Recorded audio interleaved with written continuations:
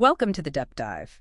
Today we are plunging way, way down into the deep sea. We're going to look at how bony fishes, teleus fishes, got their unique body shapes in one of the most extreme environments on Earth. It really is a fascinating paradox. I mean, you have this environment with crushing pressure, almost zero light, and food that is incredibly scarce. And yet the diversity of shapes is just huge. Exactly. It's often much higher than what you'd find in their shallow water cousins. Okay, so for this deep dive, we're digging into some new research that looks at this through two different lenses at the same time. Right. It's about the joint effect of, one, ocean depth, so shallow versus anything deeper than 200 meters, and two, how the fish actually use the water column. And we should probably define those habitats for you. Yeah, that's key. The study looked at three main types. You have benthic fish, which live right on the seafloor. Okay. Then there are pelagic fish floating around in the open water. Mm. And finally, demersal fish, which kind of cruise just above the bottom. And the big finding is that it's the interaction of these things that creates this, what the paper calls, a mosaic of pathways for evolution. It is. And this is where the established rules, the ecomorphological rules we see in shallow water, they just start to break down. What do you mean by that? Like, what's a shallow water rule? Well, think about a demersal fish in a coral reef, maybe a snapper. It's typically tall and thin, laterally compressed. Right, for maneuverability, quick stops and turns to catch prey or avoid being it. Precisely. But the deep sea just says no thanks to maneuverability.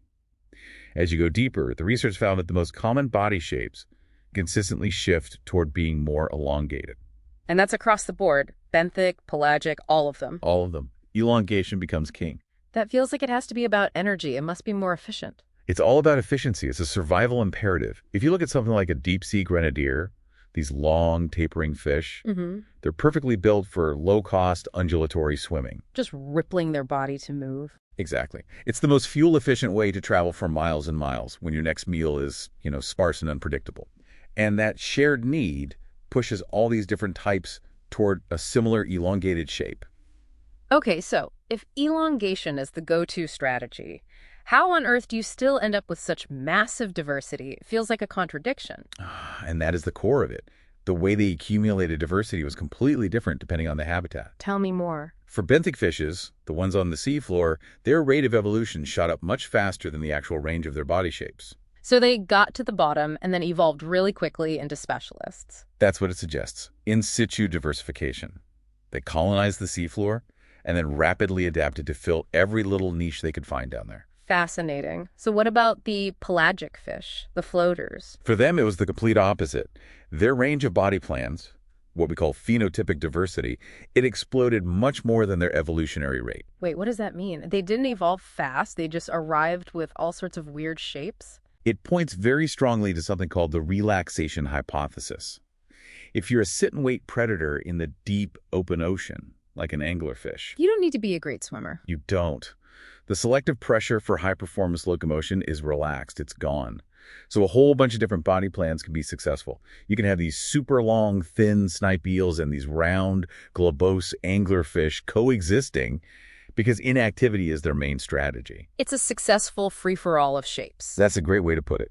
So what's the core synthesis you should walk away with here? I'd say it's that the deep sea is not this one uniform, homogeneous environment.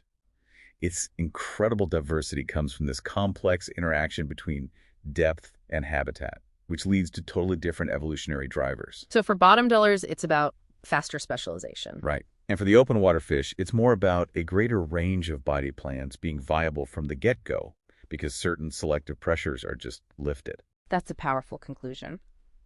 And it leaves us with a provocative thought to chew on.